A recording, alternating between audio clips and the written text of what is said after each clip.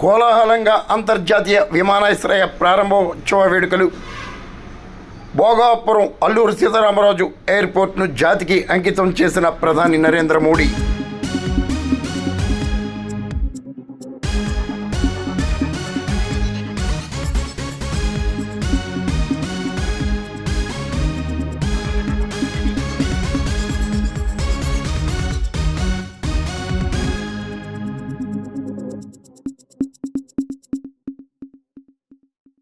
విజయనగరం జిల్లా భోగాపురంలో అల్లూరు సీతారామరాజు అంతర్జాతీయ విమానాశ్రయ ప్రారంభోత్సవ వేడుకలు ఆగస్టు 1న కోలాహలంగా జరిగాయి.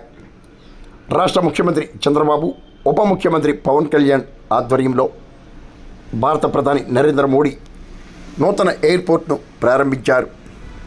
5,000 కోట్లతో అత్యంత ఆధునిక వసతులతో నిర్మించిన గ్రీన్ఫీల్డ్ ఎయిర్పోర్ట్ను ప్రధాని ప్రారంభించడం ప్రాధాన్యతను సంతరించుకుంది. ఆగస్టు 17 నుండి వాణిజ్య విమాన సర్వీసులు కూడా ప్రారంభం కానున్నాయి. దేశంలో ఎయిర్పోర్ట్లకు ఒకే కుటుంబ పేర్లు కొనసాగుతుండగా ఆ సాంప్రదాయాన్ని మార్చామని అయోధ్యలో వాల్మీకి, పంజాబ్లో సంత రవిదాస్ పేర్లు విశాఖ భోగాపురం ఎయిర్పోర్టుకు అల్లూరు సీతారామరాజు పేర్లు పెట్టినట్లు ప్రధాని నరేంద్ర మోడీ వివరించారు.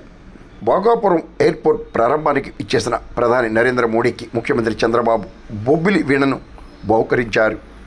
రాష్ట్ర సమగ్ర అభివృద్ధి కోసం ఎన్డీఏ నిరంతరం కృషి చేస్తుందని చెప్పారు.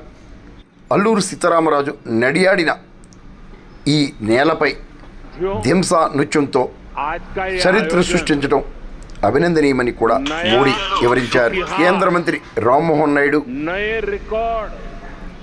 రాష్ట్ర విద్యాశాఖ మంత్రి నారా లోకేష్ తదితర ప్రముఖులు పాల్గొన్నారు.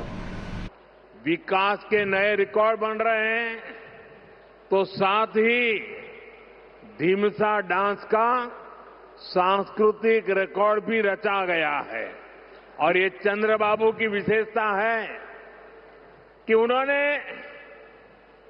2 क्षितिजों को छुआ है.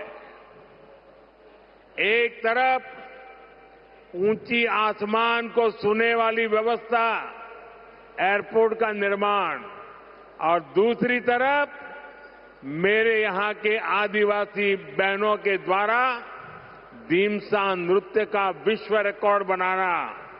मैं चंद्रबाबू के इस विजन को विशेष रूप से सराहना कर. दिन आंध्र प्रदेश के विकास के लिए,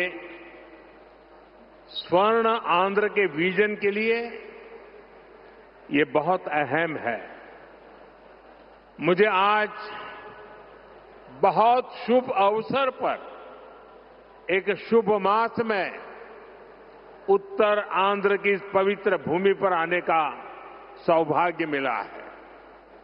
मैं सबसे पहले भगवान श्री वराह लक्ष्मी नरसिंह स्वामी के चरणों में प्रणाम करता हूं.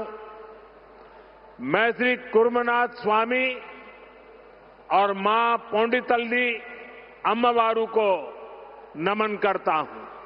మిత్రులారా, ఈరోజు ఆంధ్రప్రదేశ్ అభివృద్ధికి స్వర్ణాంధ్ర విజన్ కు ఎంతో కీలకమైన రోజు.